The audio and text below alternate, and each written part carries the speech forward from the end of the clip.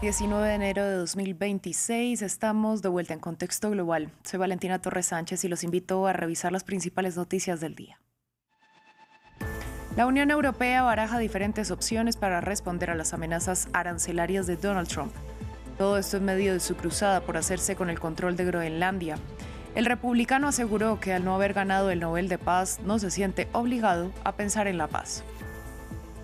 En Guatemala, el Congreso avaló el estado de sitio declarado por el gobierno del presidente Bernardo Arévalo. Esto en medio de la inestabilidad que atraviesa el país tras el asesinato de 9 policías. Las autoridades informaron que al menos 9 presuntos sicarios están capturados. En Perú, mediante un comunicado, el presidente interino José Gerí se puso a disposición de la Fiscalía, que le habría abierto una investigación preliminar por las reuniones no declaradas con un empresario chino. Mientras en el Congreso la oposición intenta impulsar una moción de vacancia.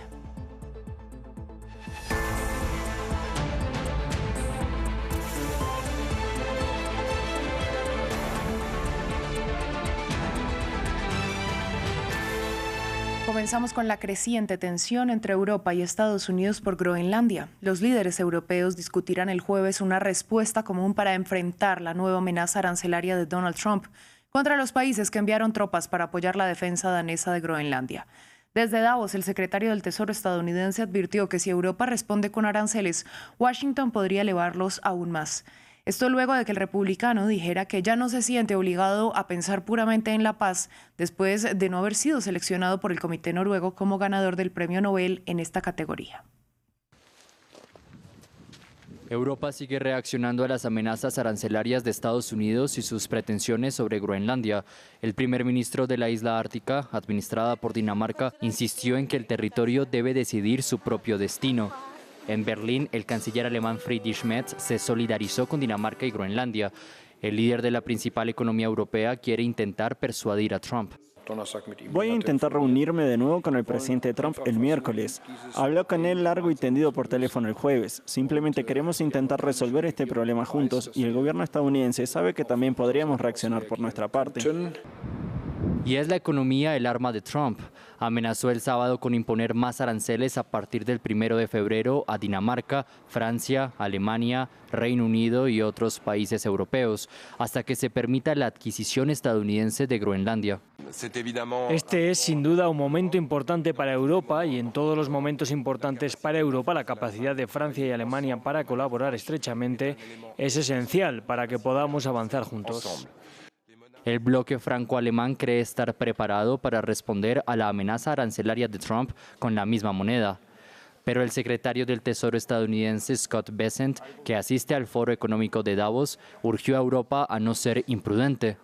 El jueves, los líderes de la Unión Europea debatirán en Bruselas la respuesta unificada del bloque. En otras noticias, el presidente Donald Trump envió invitaciones a líderes de 60 países para que hagan parte de la Junta de Paz que supervisará al gobierno tecnocrático de Gaza.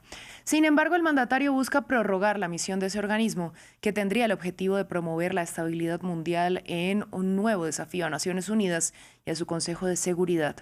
Trump busca que, para tener un lugar permanente en esa organización, de la que él sería presidente vitalicio, los líderes paguen $1.000 millones.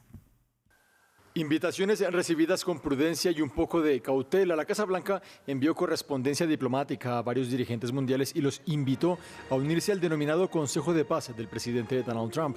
Sin embargo, es poco lo que se sabe al respecto. Esta organización, anhelada por el mandatario norteamericano, debería en principio supervisar la transición y la paz en Gaza. Pero en la carta de 9 páginas compartida con los invitados no hay referencia alguna al respecto y se habla de un papel más grande. El Consejo de Paz es una organización internacional que busca promover la estabilidad, restablecer una gobernanza confiable y legítima, así como garantizar una paz duradera en las zonas afectadas o amenazadas por un conflicto.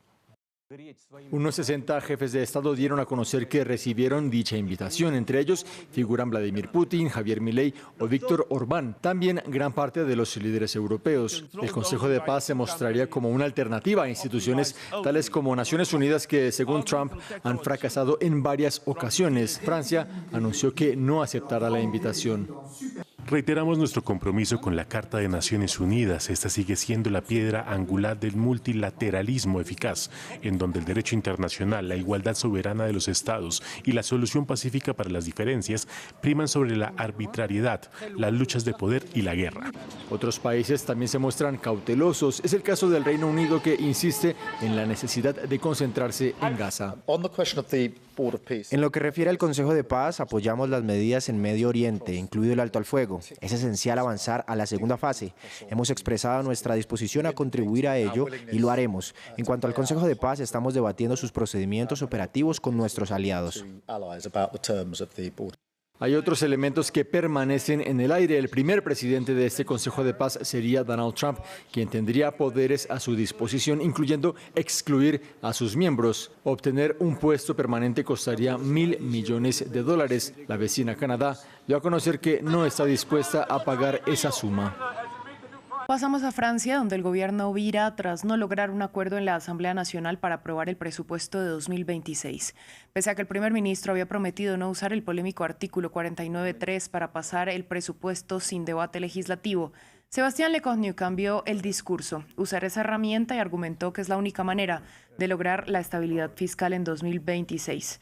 Lecornu se juega su cargo en momentos en los que vuelve a surgir la posibilidad de que una moción de censura prospere en el Parlamento, aunque hasta ahora el Partido Socialista dijo que podría no votar a favor de la destitución. Hemos decidido, y lo digo de manera personal con arrepentimientos y amargura, de comprometer la responsabilidad del gobierno, lo que haré mañana en la parte de ingresos del proyecto de ley de presupuesto. Vamos a Guatemala, donde el Congreso ratificó el estado de sitio que fue decretado por el gobierno de Bernardo Arévalo ante la inestabilidad que vive el país centroamericano. Esto luego de que el domingo al menos 9 policías fueron asesinados y se registraran motines en 3 cárceles del país. Previamente, Andrés Suárez Jaramillo, corresponsal de France 24, nos amplió la información. El Congreso de Guatemala ratifica el estado de sitio decretado por el presidente Bernardo Arévalo por un periodo de 30 días para combatir a la pandilla Barrio 18. Esto tras los ataques que dejaron 9 policías fallecidos. Con 149 votos a favor, 1 en contra y 10 ausentes, los diputados apoyaron esta medida del presidente con varias enmiendas, como la de suspender las visitas de familiares en todos los centros carcelarios del país, o la enmienda de garantizar el libre ejercicio de actividades culturales y religiosas. Lo que sí se mantiene es la mayor presencia militar y policial en las calles, así como la ejecución de órdenes de captura sin previa orden judicial. La sesión de los diputados expuso acaloradas discusiones, entre las que se cuentan acusar al presidente de promover un estado de ineptitud o de acusar al partido de la excandidata presidencial Sandra Torres de ser aliada de los pandilleros. Sin embargo, la mayoría de congresistas aprobó la medida, a la vez que aprobó darles $40.000 aproximadamente a cada familia de los policías fallecidos y $13.000 para cada uno de los agentes heridos en los ataques por las pandillas. Con la aprobación del Congreso se sella una medida histórica para Guatemala, dado que desde el final de las dictaduras militares no se ratificaba un estado de sitio, un decreto con el cual el gobierno busca atacar la crisis de seguridad por la que atraviesa el país. Vamos ahora a Perú. El presidente interino José Gerí anunció en un comunicado que se pone a disposición de la Fiscalía de la Nación, que abrió una investigación preliminar al mandatario por posible patrocinio ilegal de intereses y tráfico de influencias a raíz de las reuniones no declaradas con un empresario chino. Mientras en el Congreso la oposición busca impulsar una moción de vacancia. Nuestro corresponsal Francisco Zacarías nos amplió sobre esta nueva crisis política desde Lima. La Fiscalía inició una investigación preliminar contra el presidente José Gerí por sus reuniones clandestinas con el empresario chino Xi Guoyan, por presuntos delitos de tráfico de influencias y patrocinio ilegal en agravio del Estado peruano. Tras conocerse la indagación, el mandatario se puso a disposición del Ministerio Público, manifestando su voluntad de declarar y brindar aclaraciones que sean necesarias, y también se somete a la Comisión de Fiscalización del Congreso para contribuir al esclarecimiento de los hechos. Al respecto, el primer ministro Ernesto Álvarez afirma que el presidente cayó en una trampa del empresario chino para hacerle daño. Sin embargo, esto fue desmentido por Edwin Cruz, abogado de Xi Guoyan, quien sostiene que el primer ministro especula y no existe ningún conflicto del empresario chino contra Geri. Y mientras la Comisión de Fiscalización y Contraloría del Congreso alista la citación al presidente Geri, que podría realizarse el 3 de febrero, en el Parlamento fue presentada una moción de vacancia contra el mandatario. La iniciativa, impulsada por el parlamentario Segundo Montalvo, cuenta con el respaldo de 15 congresistas y, por si esto no fuese suficiente, han sido presentadas 2 mociones de censura contra el presidente Geri y los integrantes de la mesa directiva del Congreso. La estrategia de los legisladores es aplicar la moción de censura porque afirman que es mucho más rápida y solo se requieren 66 votos del Pleno del Congreso para destituir a José Geri. En Siria, las fuerzas del presidente de facto, Ahmed al-Sharaa, se desplegaron en las zonas del norte y este del país como respuesta al acuerdo de cese del fuego, que prevé que los combatientes kurdos cedan el control de estas regiones.